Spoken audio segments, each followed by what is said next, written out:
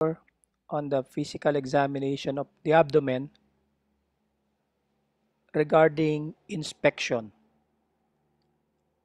You have to note whenever you inspect the abdomen, you have to have a good background on the anatomical knowledge that you have studied during your first year. In inspection, you may try two techniques. One is you divide the abdomen into 9 parts, namely the epigastrium, the left and right hypochondrium, the umbilical region, the left and right flank, the suprapubic region, and the left and right iliac fossa. Or to make it simpler, you may want to draw an imaginary lines that intersect at the umbilicus, wherein the abdomen is divided into right and left upper quadrant and right and left lower quadrant. Whatever you decide, you have, as we have mentioned, you have to have a good anatomical background of your gross anatomy. Whenever a patient presented with a right lower quadrant pain, you have to think about the organs underneath the said area. Like for example, appendix, the cecum. If the patient is a female, you must think about right ovary. Likewise, when the patient presented with a pain in the right upper quadrant, you must think about the gallbladder, the duodenum, or the right lobe of the liver. Upon inspection, you also have to take note of the contour, presence of scars, engorged veins, peristalsis, pulsations, the discoloration, the distension, and the presence or absence of hernia. Generally, we have three. We have flat, scaphoid, and distended abdomen. In protuberant abdomen, you think about the presence of fat, especially when your patient is obese. Almost always, the abdominal wall is thick and the umbilicus is sunken or inverted. When there is a presence of gas upon other modalities in physical examination of the abdomen, like for example, percussion, you will find the patient's abdomen tympanitic. There can be a dynamic or paralytic ileus, or worst case scenario, you may have intestinal obstruction. Also, if you have a female patient in reproductive age, you should always ask for the last menstrual period because the patient may be pregnant. Upon inspection, you may find the presence of scars like striae or surgical scar. Striae are multiple 1 to 6 centimeters long that run axially under the epidermis. Color may range from blue to silvery and even pink if the striae is of early onset. This is due to the chronic stretching and the rupture of the elastic fiber in the reticular layer, and it occurs primarily on the abdomen, thigh, shoulder, and breast, secondary to pregnancy, obesity, and even ascites. Here is an example of chronic stretching due to pregnancy. Also, you may find surgical scars. Surgical scars can be seen in patients wherein you have primary or secondary healing intention. Surgical scars can be from red to pink and eventually fade in color in 6 months or more. Healing by primary intention is secondary to surgical intervention, wherein you have thin scars and there's no infection present. As opposed to healing by secondary intention, wherein you have presence of drain and the wound may be infected. So the doctor may leave drain in the abdomen for secondary healing purposes. Also important to note is the presence of keloid, wherein you have your hyperplastic fibrous dense tissues which may appear like this. Also the presence of engorged vein, wherein you will think about pathologic abnormalities like example of obstruction in the superior vena cava, inferior vena cava, or even portal vein. Portal hypertension and liver cirrhosis may come into mind whenever you see engorged veins like these ones, wherein you have your superficial vein on your left and caput medusae on your right, secondary to cirrhosis. Peristalsis can also be seen. These are slow undulations underneath the skin that is seen normally in thin individuals.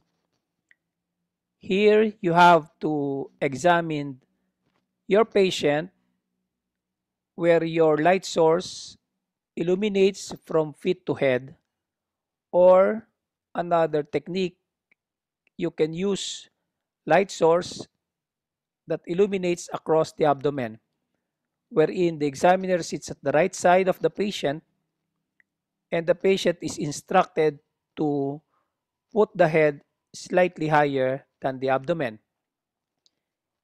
When you see peristalsis, you may think about pyloric obstruction.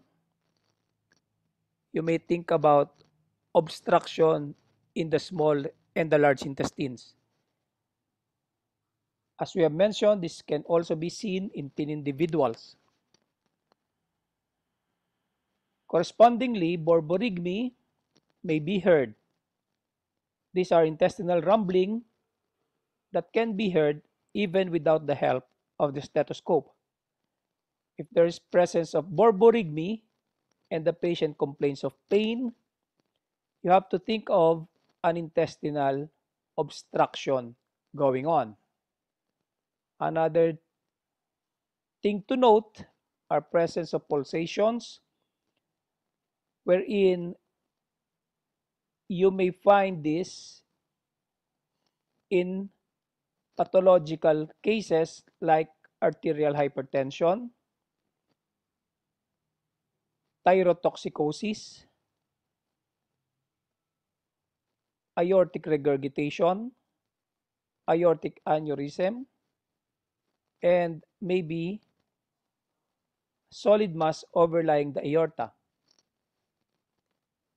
You have to have a note also of the umbilicus, wherein if you see discharges, for example, you smell the discharge and smells like urine, you may think about patent urachus. If there's presence of pus, foul-smelling discharge, you think about an intra-abdominal infection going on. And if you see feces, there may be a connection between the skin and the colon. Umbilicus without hernia normally is seen everted if there is a sign of increased abdominal pressure. Note also of the presence of calculus. This is a hard mass of dirt that is secondary to patient's hygienic practices. Umbilicus can be nodular, what we call Sister Mary Joseph nodules, wherein there is a presence of abdominal malignancy, especially gastric cancer, which metastasize to the navel. I will show you later on what it looks like. If you see discoloration in the umbilicus, this is what you call Callen sign. This is secondary to retroperitoneal hemorrhage. This is the Sister Mary Joseph nodules, wherein to your right, there was post-surgery secondary to an intra-abdominal malignancy. Next one is Callen sign, secondary to retroperitoneal hemorrhages that is seen as a bluish discoloration surrounding the umbilicus. It may extend up to the near flank of the patient. As opposed to ecchymosis, what we call Gray Turner sign, this is also a discoloration, but this time is concentrated in the lower abdomen and flanks. This is again due to retroperitoneal bleeding, which may happen if you have hemorrhagic pancreatitis, strangulated bowels, and hemorrhages from abscess, and also from mixed edema. Here is what it looks like. The flanks and also the lower abdomen. Another form of discoloration is jaundice, which you will see when the body fluids and tissues are stained with bile pigments. This is first to appear in the frenulum, and as it reaches its peak, most intense in the face, trunk, and sclerae. Jaundice can be secondary to conjugated or unconjugated hyperbilirubinemia. The causes can be varied. It may be secondary to a red blood cell abnormality wherein there is hemolysis. It can be hepatic and it can be obstruction. With regard to RBC abnormality, you have to take note if this is intrinsic, wherein you have the G6PD deficiency or the sickle cell anemia, or extrinsic or acquired, wherein a doctor might give methyl dopa in a patient with hypertension, or wrong blood was transfused, wherein it creates an ABO incompatibility. Also, exposure to chemicals might predispose the patient in developing leukemia. Another, as we have mentioned, secondary to hepatic disorder, wherein if it is intrinsic, you have your syndromes, and if it is extrinsic, you have your drugs and viral hepatitis. Drugs can be an intake of overdose like paracetamol, or it can be a patient undergoing surgical procedures who have been exposed into non-toxic dose of anesthetic agents. It can also develop into jaundice. Another cause can be biliary obstruction, secondary to malignancy, stones or stricture. We have also note we have also a picture wherein you have bile stained sclera, the face and the frenulum. If you see patients with distended abdomen, you have to have a good anatomic background wherein you think about pathology underneath, what is underneath the skin that overlies the organ inside the abdomen. But generally, when you see patients with distended abdomen, you have to think about the 6 F's: fats, fetus, fetal growths, fluids, flatus, and feces. If you think about fats, patient generally is obese, the navel is inverted. In contrast with patients with ascites, the navel is everted. When you have ascites, you will observe as part of the complete physical examination, observe for fluid wave and the shifting dullness, which is pathognomonic of the presence of ascites. Also take note of the puddle sign, wherein you can detect as little as 120 ml of fluid present in the abdomen. On your left, you have your fats, while on your right, you have your fluids. If the patient, as we have mentioned, is, is a female and on her uh, reproductive state, you have to ask for missed periods, and when the patient tells you that the last menstrual period was around 3 or 4 months ago, you have to suspect for pregnancy and order for pregnancy test.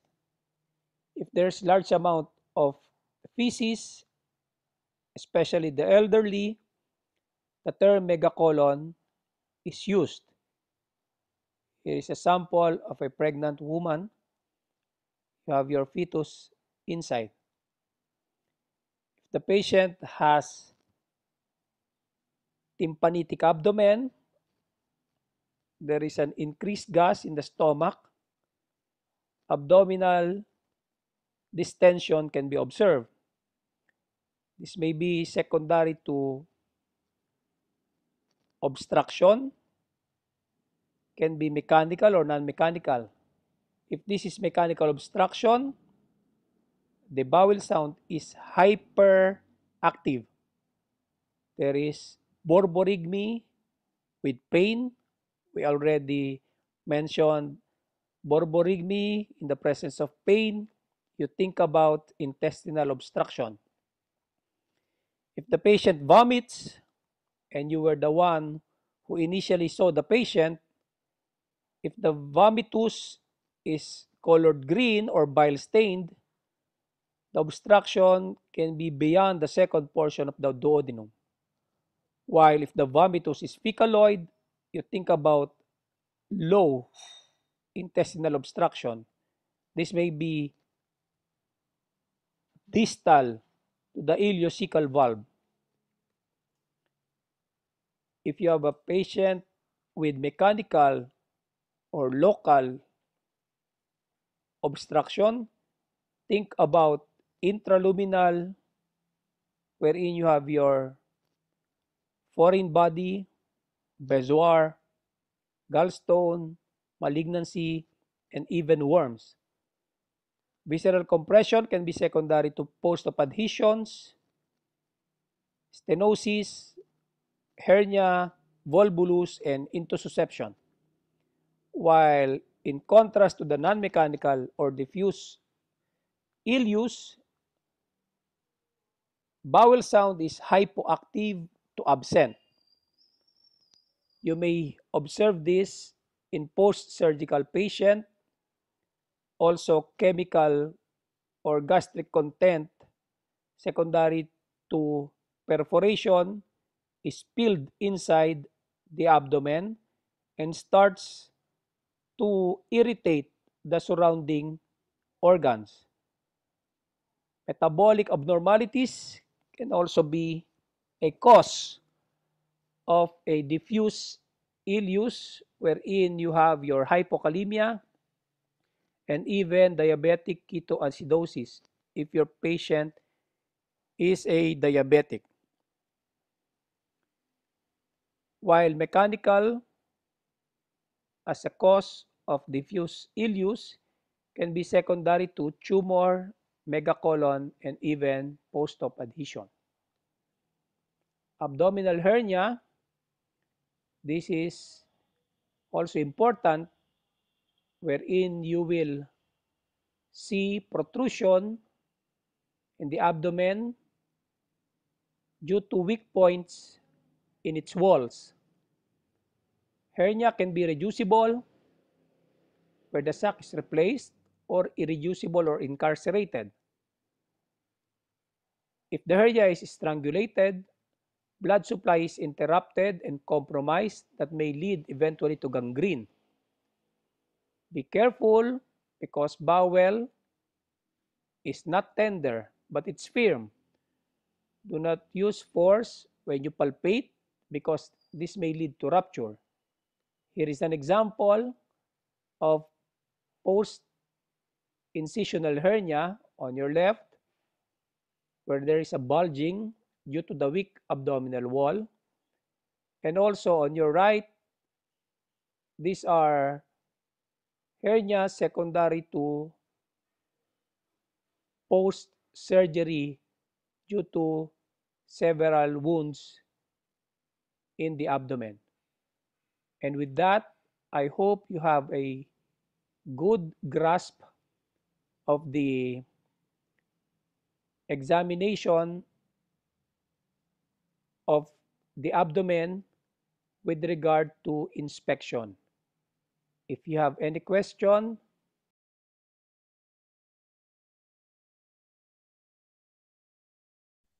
do you have any question regarding the abdomen?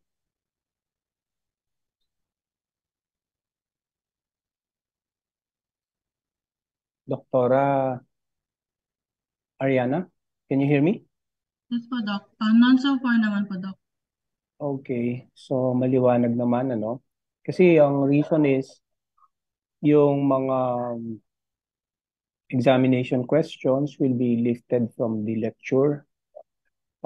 It's a short lecture, only around 25 minutes. Ang konti lang naman yan, so para hindi masyadong mahirap para sa inyo yung pag-aaral, hinati-hati namin yan. Dr. Shoni Tan will lecture on auscultation in a little while. Yung iba namin kasamang gastroenterologist will do lectures on percussion and palpation. This is a part of the internal medicine yung kabuuan ninyo eh. Merong cardiothoracic, merong neuromuscular, etc. So if there are no questions Kumpleto ba tayo? 24 students. I only have 24 participants, including myself. So may absent ba, Doktora Ariana? Yes po, Doc. May absent po. Pakinote na lang yon, ano? Sino yon? Wait lang po. Double check ko po. Sige, please. I-message ko na lang rin po dito sa chat. And then, ang purpose ko is for him or her to note dito sa lecture natin. Yung nagbigay naman tayo ng emphasis dun sa mga possible lalabas sa exams. Kaya kinakailangan lang malaman para hindi naman din siya, whatever the reason of the absence, ano. Sa akin naman, okay lang yun. It's not my loss. Hindi ko naman kawalan yung pag nag-absent kayo. Ang gusto ko lang sana matutunan ninyo yung part na dapat ninyong matutunan. So, after 7 to 9 kami, no? After 9 ba, meron pa kayong lecture? I think po meron po yung paso. CD Okay. paso. Okay. If you don't have any more questions, utilize the remaining time to wait for Dr. Shoni Tan.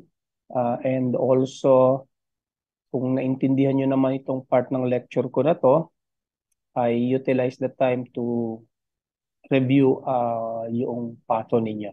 Okay? So keep safe. See you guys. Do not leave the lecture room yet.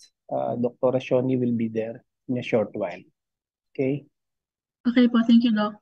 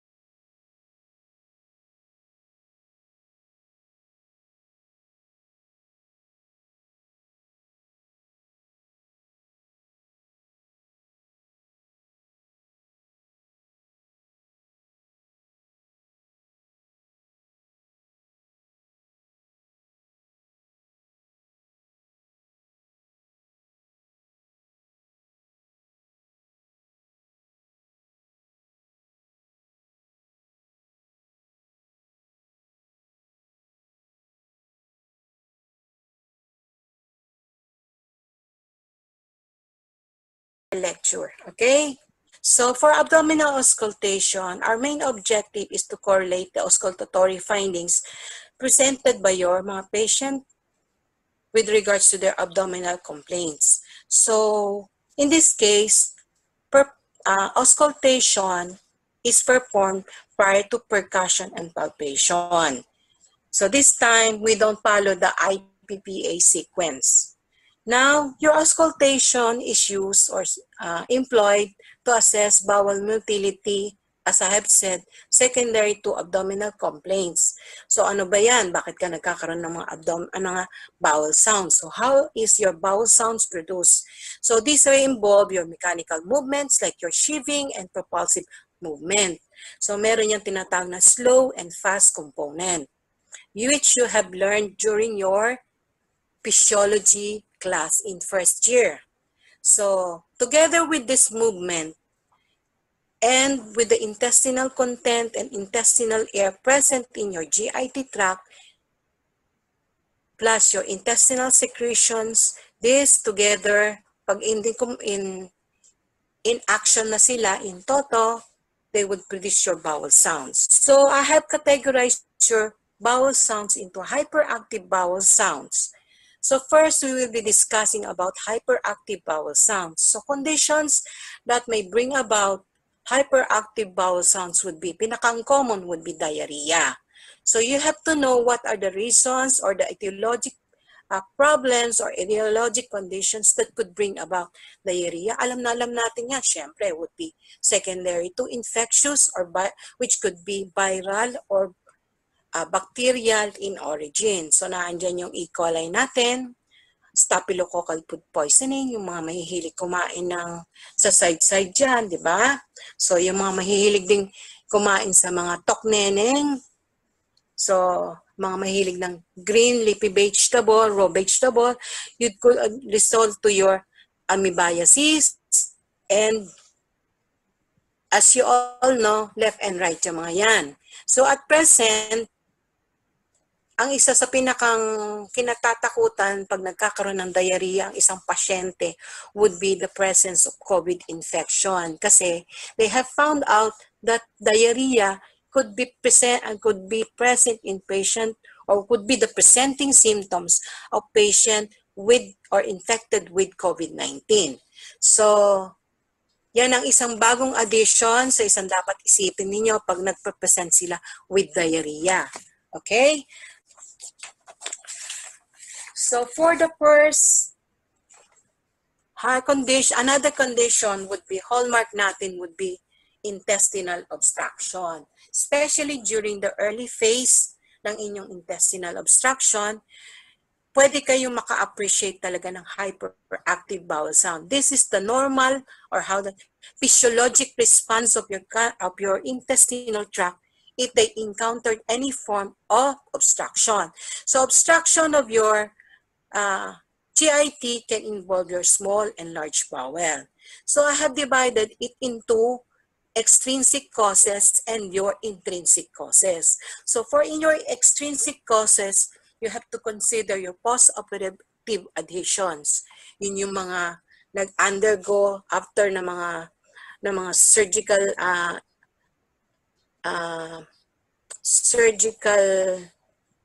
management due to mga perforated abdominal problems.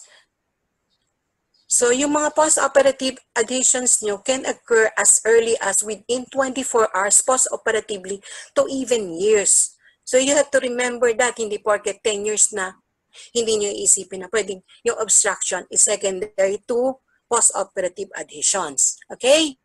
So another would be the presence of your pancreatic mass. So they could either be secondary to tumor, malignancies, cysts, pseudocysts, and abscess. So these three entities are commonly complications of acute pancreatitis or chronic pancreatitis. So dapat itatanong ninyo din sa mga pasyente nyo kung may mga history silang nagkakaroon sila ng mga ganon. So this is commonly seen in patients who are mahilig uminom, mga alcoholic drinker. Pero, syempre, it is also doesn't connote na Porque hindi ka umiinom ng alak, hindi ka pwedeng magkaroon. Pwede rin yon, ha? So, yun yung mga nagkakaroon ng obstruction sa biliary duct. Anyway, this will be discussed in other subjects. So, gynecologic conditions like patients with ovarian and uterine mass. So, pwede kayo mga huge ovarian cysts. So, I've seen as big as, how much? As big as 5 to 10 centimeter ng laki ng mga ovarian cysts. Ganon din sa mga uterine mass niya, especially your myomas. They could grow as big as 10 to 12 or even, basta kung ayaw nilang patanggal, it could grow up to a massive size. So this could later on produce an extrinsic compression of your intestinal tract, producing obstruction. So mga cases ng mga patient with malignancy, with secondary to metastatic lesions, they could go into your abdominal cavity or peritoneum, producing carcinomatosis. And this per se would later on lead to your intestinal obstruction. So ito, kung may extrinsic, merong intrinsic. Intrinsic causes meaning nasa loob ng GIT, within the lumen of your gastrointestinal tract. So ano ba yung mga yan? So they could present as mass lesion like your polyps seen in patient with familial polyposis. So meaning genetic yan. So pwede yung pag-start from your mouth until it could even be seen in the rectum of your patient. Kahit mismo do sa anus, yung ibang patient, they will present as polyps doon. So far, hindi pa ako nakaka-encounter non personal patient ko. Pero I have seen cases ng mga ibang patient, ibang doctors na meron talagang ganon. They have to resort to gradual polypectomy to remove this kind of polyps to relieve the obstruction. So, tumors, self-explanatory. So, it could be either secondary to malignancy, sabi ko nga, colon CA, mga ganyan. Infectious lesions like your tuberculosis, which involve your ileocecal valve, and it could even involve your biliary ducts. And remember, your biliary ducts is directly connected to your duodenum, and this could later on spread to this area. Another would be patient with inflammatory bowel disease, which is an autoimmune disease. So, ang pinakang hallmark niyan would be yung Crohn's disease and ulcerative colitis nyo. They would present with mga ulcerations. Meron silang later on, yung iba magta-transform into fibrotic lesions, so much so that they would later on become, they would develop strictures and result to intestinal obstruction. Okay? So, present foreign bodies. Yung mga foreign bodies ninyo, yung mga commonly, yung nakikita, yung mga bata, na-ingest nila. Yung mga common namin nakita would be ingestion ng mga barya, coins. So, I have already seen patient na naka-ingest ng battery, buto ng santol. So, yung mga yon nag-lodge sila doon sa mga areas na medyo maliit ang lumen. So, they could not pass through and be expelled spontaneously, resulting to your intestinal obstruction. So, dapat matandaan nyo yan. Those mga patient with psychiatric disorder, yung mahilig may mannerism na kumakain ng kung ano-ano. Yung patient with anemia, hematologic problem, meron silang tinatawag na pica, kung ano-ano kinakain. So, you have to always to consider presence of mga ganon, possibility of foreign body obstruction. And then, syempre, yung mga patient na iatrogenically introduced. So, meaning, meron sila mga practices na are not ethically acceptable, morally acceptable, okay? So, another would be presence of parasites like your bolus of ascaris. So, they could, di ba, lagi ang mga ascaris, they could form into balls. So much so na pwede silang mag-obstruct. Remember, the biggest diameter of your intestinal tract would be how big? It could expand to about 6 to 10 centimeter. But beyond that, pwede silang later on mag-obstruct. Lalo na pagka, sobra-sobra, hindi siya deworm, and talagang hindi nila alam na meron silang intestinal parasitism. So nakakita na kami ng ganyan na talagang throughout the colon, puro siya ascaris. So much so that patient presented with, actually hindi obstruction ng presentation niya eh. He presented with anemia and stunted growth. Akala nga nila merong dwarfism yung bata. Pero it turned out to be a bolus of ascaris, naka-impact siya dyan.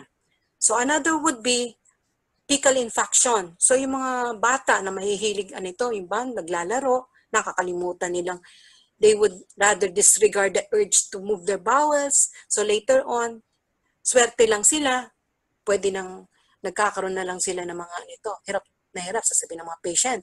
Bakit nagkakaroon ng mga ganun ang anak nila, yung nanay? So sa mga patient mga pediatrician na encounter nila. Another would be what? Yung mga pasyenteng merong mga Hirschsprung's disease.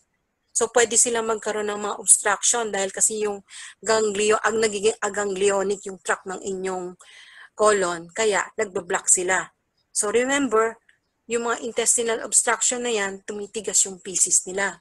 So yung mga pasyente rin na mga matatanda, pwede rin yan kasi mga bedridden sila, they could later on obstruct your colon. Okay?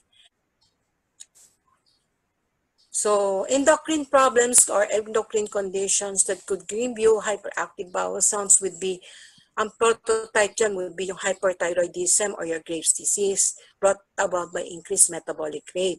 Kaya yung mga yan, may hilig nga palaging kakain ng kakain, but they keep on losing it. Sasabihin nila, paano yung BM ko? Kasi nga, palakain ako. Pero when you try to analyze, it's because they have this kind of condition.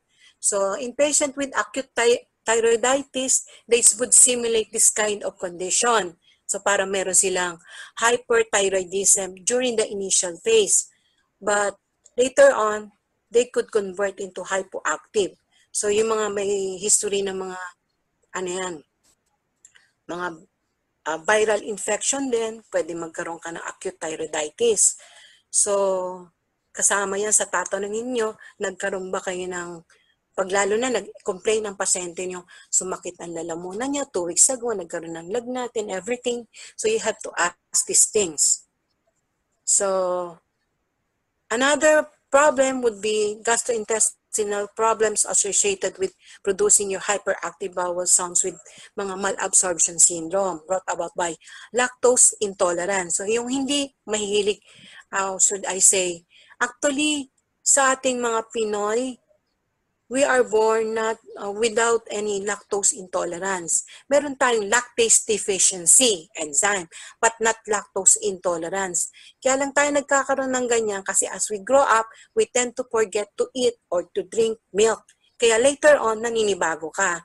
So pag matagal ka nang hindi nainom ng gatas and you try to drink it, medyo nagkakaroon ka ng mga irritation, kaya nagkakaroon kayo ng mga hyperactive bowel sounds, and then in the end, you have to answer the call of nature. Okay?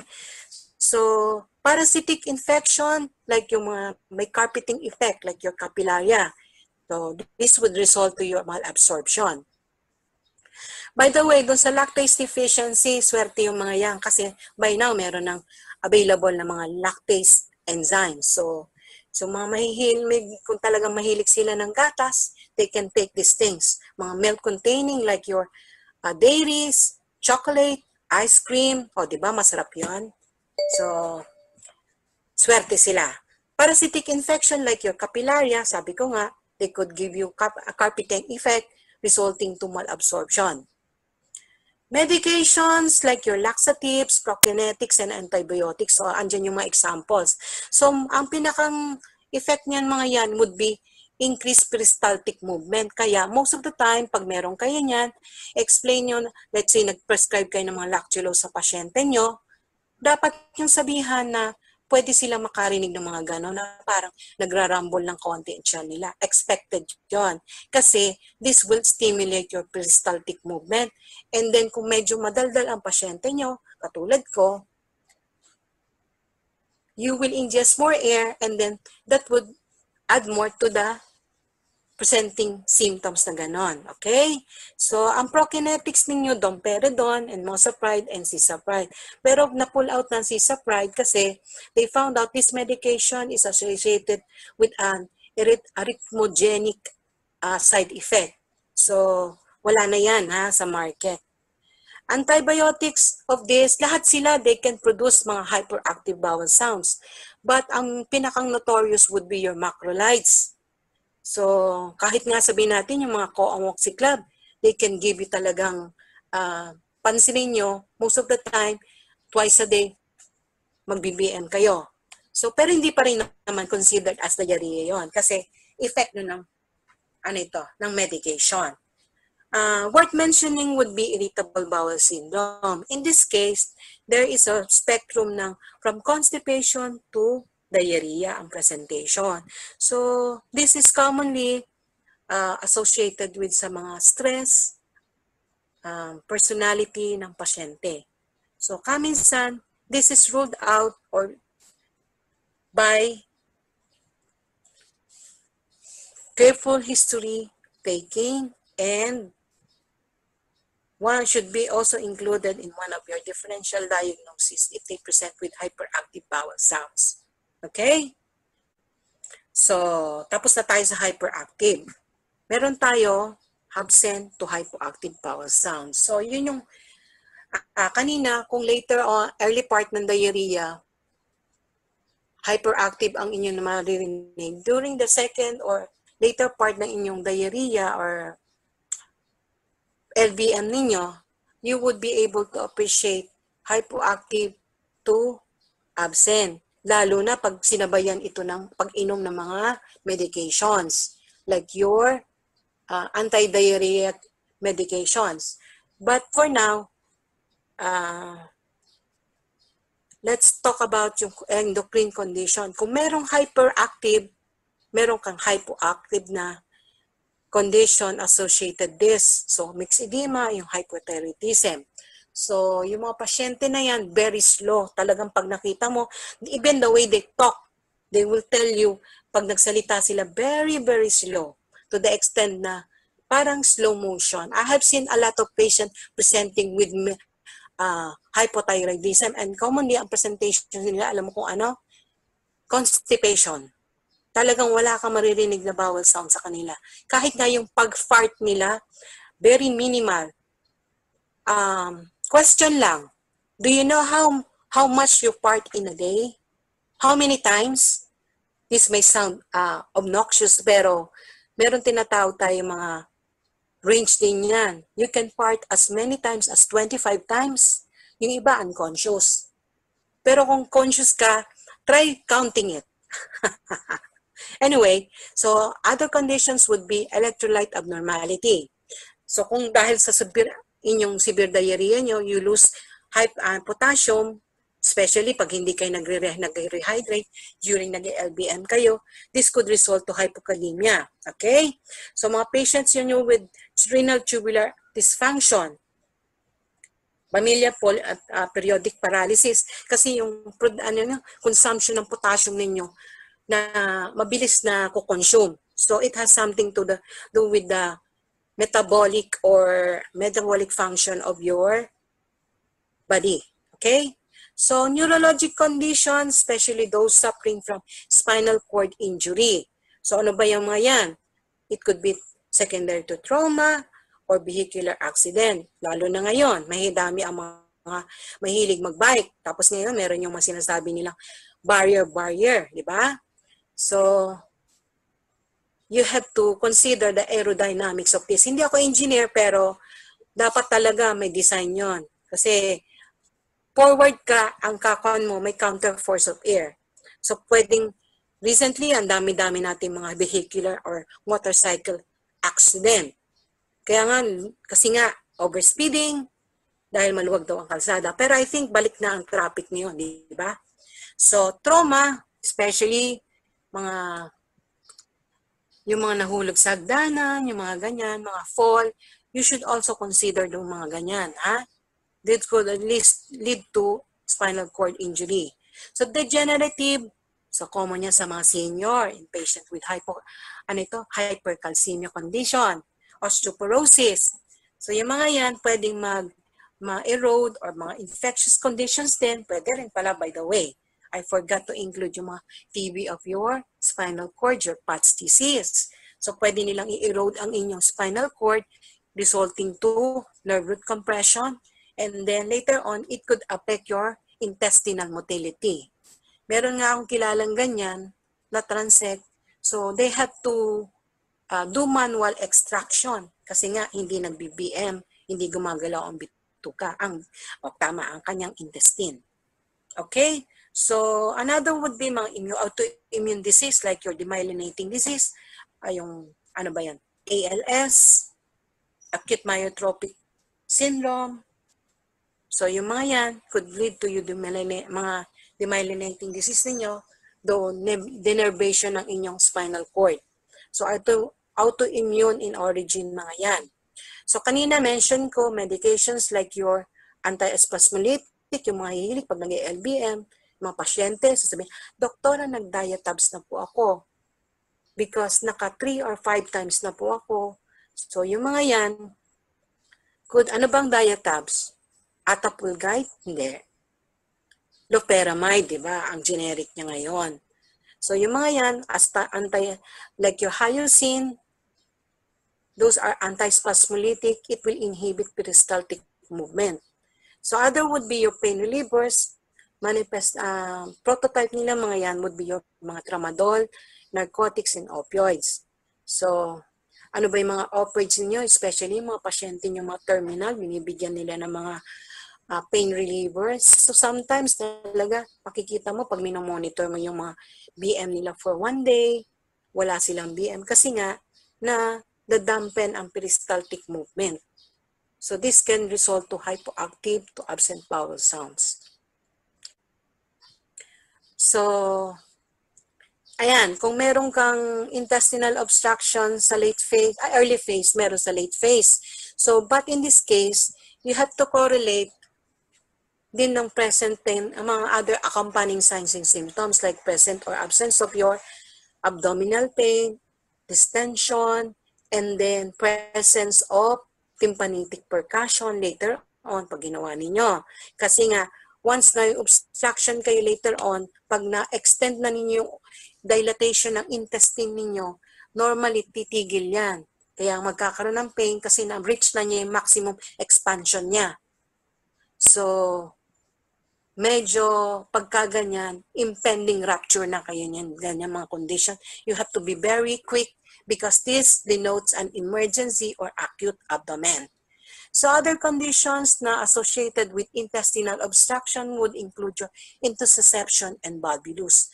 Intussusception, sige, commonly seen in mga pediatric cases, pero it doesn't mean na hindi mo rin yan pwede makita sa mga patient, mga adult patient.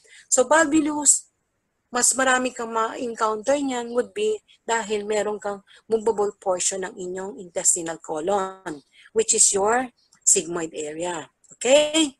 So, yung mga yan, pwede rin mag-twist ang inyong ang inyong small bowel. I have seen cases wherein yung small bowel niya, nag-twist dun sa mesenteric, mesenteric ligaments niya. So, mga yan, kita mo talaga, pag nag-PE ka, distended ang abdomen, tapos minsan, you will be able to, yung mga haustration and yung shape ng intestinal, shape niya, makikita mo siya, parang naka-compress doon. Actually nga, yung peristaltic movement, sayang. Maganda yun pag nakita ninyo. It's very seldom seen. Anyway, so peritonitis brought about could be either spontaneous brought about by your liver cirrhosis and malignancy.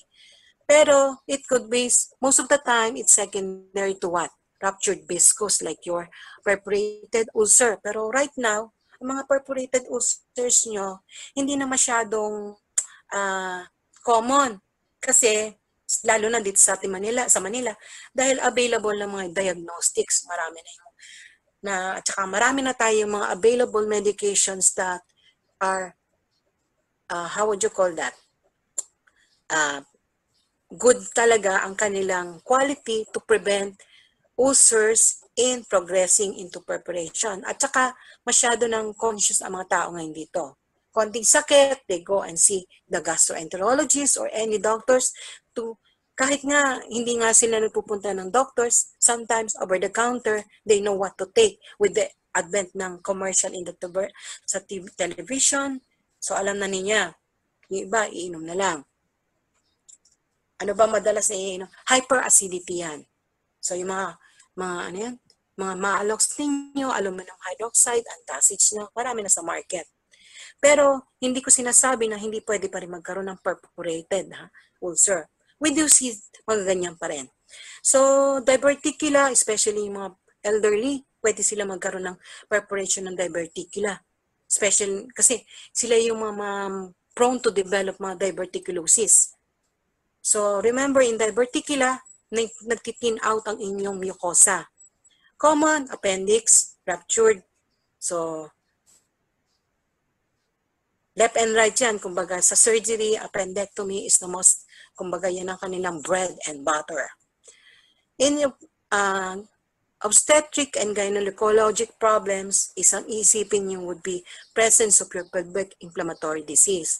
So, yung mga yan, yung mga patient, especially common sa mga commercial sex worker. So kaya sa ibang probinsya, wherein sex commercial worker, kung sila talagang, how would you call, obligado sila, they are mandated to have a regular check-up to avoid this kind of problems. So yung mga yan, every week, nagpupunta ng center, public center, sa mga ano ito.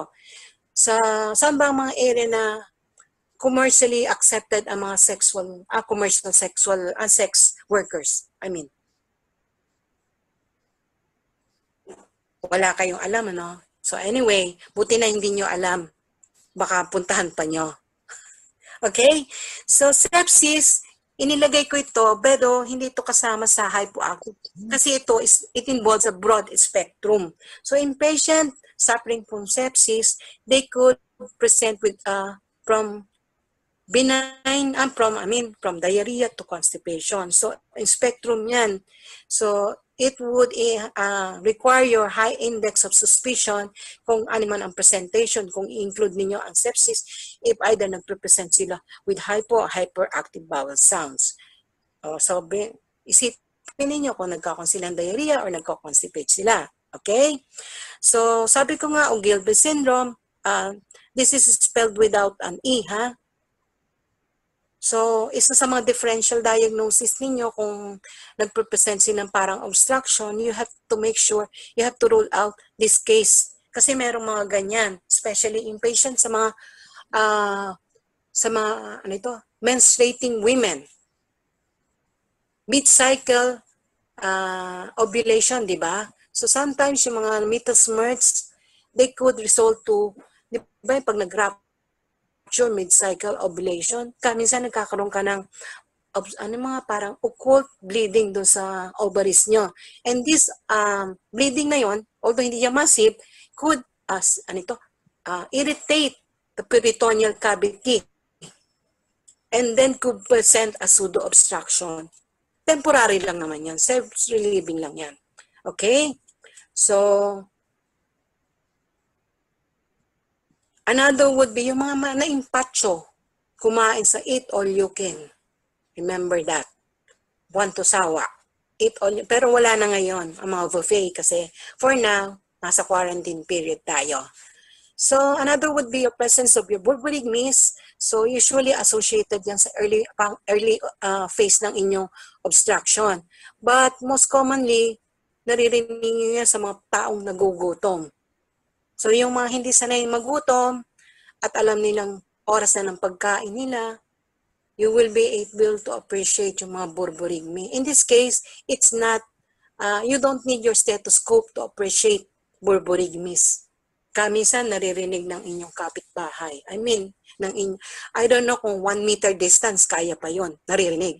Siguro sobrang lakas na yon unless nag-fart na yung pasyente. Okay? So, bruise and murmur. So, this indicates turbulent blood flow. So, ano may mga conditions na yan? So, abdominal aneurysm, aortic abdominal aneurysm. So, meron kayong, in-emphasize ko dyan, abdominal. So, these are seen in patient with uncontrolled hypertension. So, yung mga yan, ine-emphasize ko kasi hindi ibig sabihin lang sa meron lang kayong cerebral aneurysm, pero you can also have aneurysm in your abdomen and even in your thoracic area. So, yung mga patient who are hypertensive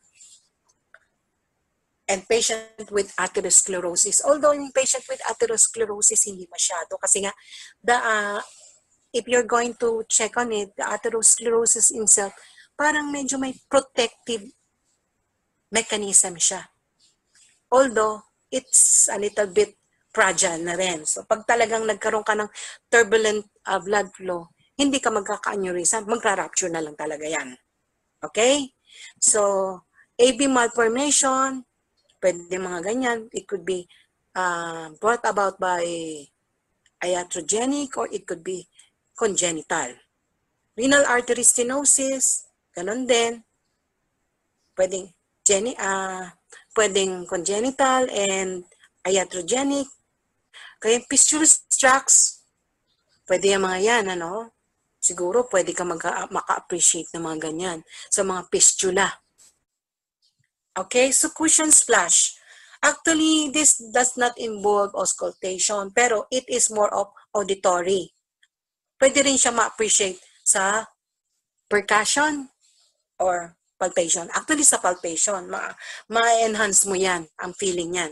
So, this is produced due to the presence of large amount of fluid in the gastric cavity. But you must remember, you have to correlate it with the length of your gastric emptying time. Kung ba siya ay pasok pa sa average ninyong gastric emptying time. So, meaning duration niya. So, usually, pag kumain ka, it takes about 4 to 6 hours bago or 2 to 4 hours, whatever. Kamisan kasi in some books, they would say 4 to 6 hours. Some would say it's 2 to 4 hours ang normal gastric emptying time. Pero whether or not, you have to, pag mag-excess ng ganyan, you have to consider meron ng problema yan. So normally, makikita ninyo yan pagka bigla kayong in a span of 15 minutes or 10 minutes, nakaubos kayo ng drink all you can. Diba? Isang pitche lang ininom nyo. Especially yung pagkagaling nyo mag-exercise, you would parang gusto ninyong uminom kagad ng tubig, you engulf a lot of water, and then when you walk, you feel like something is waving inside your stomach. That is your succussion splash. Pero normal siya. Pero if it goes beyond 6 hours at naandun pa rin, then you have to consider other pathologic conditions like your gastric outlet obstruction. So ano ba yung mga pwede sa inyo magbigay ng gastric outlet obstruction, which is a prototype of your upper intestinal obstruction. So yan yung mga yan, pyloric stenosis. So yung mga yan would be common in which could be either secondary to congenital problem. So ibig sabihin yan, pag bata pa, baby, bagong anak, kada dede ng bata, after how many, mga 2 to 3 hours, inilalabas na nila kaagad. Kaya, although nga, iba yung mga babies, sinasabi nila, pinababurp nila. So, this is commonly seen in patients who are, sa pediatric patients. Sa mga adults naman, pwede ka magkaroon ng pyloric stenosis dahil iatrogenic mostly. So, yung mga patient na nagkaroon ng suicidal attempts, so yung mga caustic ingestion, like ingestion of, ang mga nakita ko na would be yung intake of, yung tubig ng battery ng kotse, tapos yung sunrocks, and the worst would be yung intake of liquid sosa. So talagang yung mga yan, they are, ano ba nangyayari sa kanila? Anong type of burn na nakukuha nila? Actually nga, mas pang acidic kaysa alkali burns eh.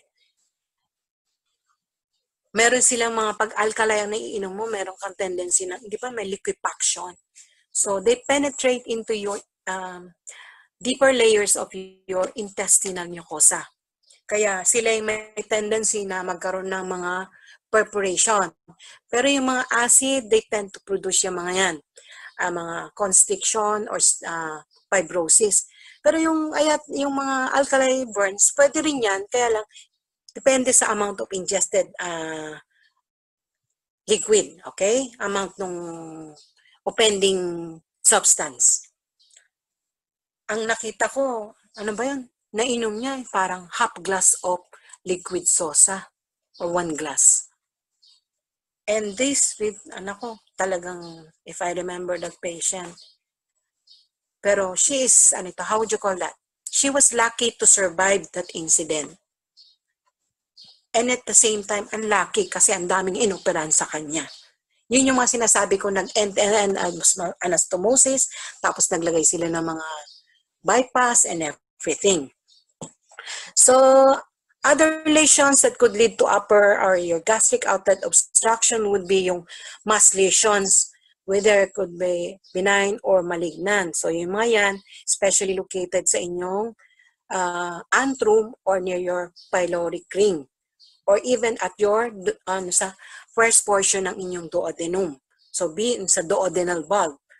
Pwede rin sa second part, pero ang hirap talagang magkaroon ng problema pagka nag-obstruct yan. So, they would present with, most of the time, vomiting. So, ang mga conditions na yan would be leiomyomas, which is a benign condition, which is the most common benign lesion of your gastric area, duodenal ulcers, gastric carcinoma, and infections like presence of tuberculosis in your GIT. So, hepatobiliary tuberculosis and tuberculosis of your ileocecal valve. Pero siyempre, pag ileocecal valve, lower intestinal obstruction na yon. So, hinuli ko yung pancreatic head mass. Remember, your pancreatic head mass embraces your duodenum. So, habang lumalaki yan, they could produce external compression resulting to obstruction of your duodenum or your duodenum, and then pwede mag-penetrate doon yung tumor, lalo na pag malignant yan. So, may direct extension. So, friction rub. So, self-explanatory, para siyang nagkukuskos, okay, creaking sound, okay? So, saan ba nyo pwede makita yan? Splenic infarct and liver abscess. Although in my experience, I haven't seen this kind of friction rub, which is exemplified sa mga patient with Banten syndrome. So, yung mga yan, pwede magkaroon ng mga splenic infarct, especially yung mga may hematologic problem. So, yung mga merong mga hemolytic condition like yung mga thalassemia ninyo. So, meron kayong minatawag ng minor and major. So, hopefully, it's nice to know yung condition na yan. So, discussing all those vowel sounds, ano ba yung mga pwedeng makatulong sa inyo? Narinig nyo? Sige, sabi natin. Those are yung mga differential diagnosis nyo. So, ano ba pwede nyong i-include? Pwede kayong mag-include ng mga diagnostics like your CBC, blood chem, and electrolytes. And from this, it will guide you as to ano pa yung mga pwede nyong gawin. And at the same time, dapat yung mga other physical examination niyo, like palpation and percussion, i-correlate ninyo sa auscultation. So, pwede rin kayo mag-request ng mga radiologic examination like your abdominal x-ray. So ang yun ang pinakang common na plate niyan would be yung upright and supine. If the patient cannot tolerate yung upright and supine or yung upright position, you can ask them to do a lateral position. Pero ngayon, since every hospital, I presume, unless pupunta ka sa provincial hospitals, yung mga medyo out of, yung medyo libre, rural areas, medyo mahirap magkaroon ng mga CT scan and MRI. Pero here in Manila or Metro Manila or urban areas, like yung mga progressive cities, marami ng CT scan or MRI. So you can employ these things, and then kung talagang walang-wala, you stick to your mga basic radiologic examination like your upper GI series and your barium enema, barium swallow, and your ultrasound. Definitely, lahat yan, ultrasound, marami yan. Yan ang isa sa mga easiest to procure mga hospital, pero you should correlate it with the condition ng pasyente nyo. And then, syempre, pinaka-last would be doing your endoscopy. So if you can do your colonoscopy or your gastroscopy or your upper mga ganyan, So this entails direct visualization of your intestinal cavity. Although limited pa rin ang mga ganyan ang gastroscopy kasi sa gastroscopy, you will be able to see only up to the second portion or third portion of your duodenum. Meron na rin ngayon tinatawag na enteroscopy or your capsule endoscopy. Pero you don't employ these things unless you are sure na walang obstruction. Kasi pag nagkaroon ka ng may obstruction, you might induce obstruction or you can even perforate the GIT tract. Kahit kayo sa colonoscopy, about yan. You can reach up to the terminal ileum. Pero you don't do it left and right because sometimes pwede ka pa rin makaperforate dyan. So yun ang mga word of caution sa mga yan. Okay? So I think that would summarize all our lecture for auscultation, and I hope meron kayong natutunan. Thank you.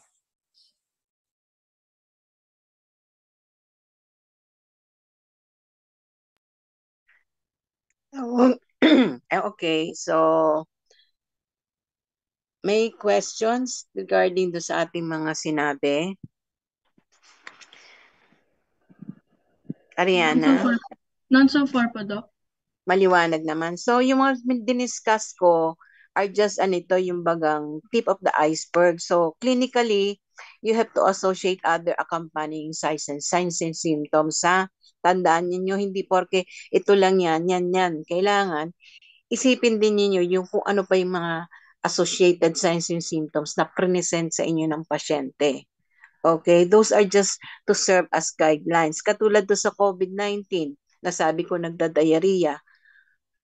Actually, syempre tatanungin nyo kung may accompanying fever, chills, body malaise, etc. na common signs and symptoms associated with COVID. So, hindi porke nag-diarrhea na kagad, yun ang iisipin pa. Pero it should be part of your armamentum in trying to find the reason or actual problem ng pasyente niyo, hindi lang doon dahil sa presenting symptoms. Okay? So, doon sa tumor na mention ko kanina, hindi ibig sabihin ng tumor malignant. So, it just connote a mass. So, this could be either benign or malignant in histopathologic examination. So, yun lang ang isa mga nakakuan ko. Tapos, ascaris na mention ko kanina, remember this, yung ascaris kasi, meron mga erratic behavior yan. So, pwede yan mag-migrate even to your biliary ducts and pancreatic ducts. So, pwede silang mag-obstruct doon in the long run. Okay? So, siguro yun lang muna ang mga pwede kong idagdag dyan. And then, talagang hallmark pa rin yan. Correlate with other clinical signs and symptoms presented by your patient. Okay? Any question from the group? Dr. Diaz? Po, Doc. Clear naman po. Clear naman na simplified ba or medyo nalito kayo? Simplify naman po, Doc, I think. Oo, kasi yung kung medyo yung deeper na pathologic talaga na kaya nga meron tayong pathology subject, meron tayong lectures sa gastro in third year, so hiniwa-hiwalay. Kumbaga, this is just an introduction. Okay? So,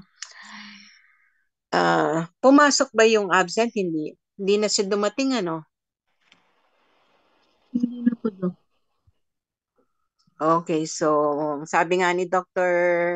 Santos, wala naman kaming makakwan doon kung mag-absent siya. Baka naman talagang hindi niya ma-fulfill yung kanyang schedule due to other circumstances. Anyway, since we still have until 9 o'clock, di ba, ang schedule natin, so we'll just have to utilize the time to review. May pato naman kayo, may pato kayong susunod na subject, di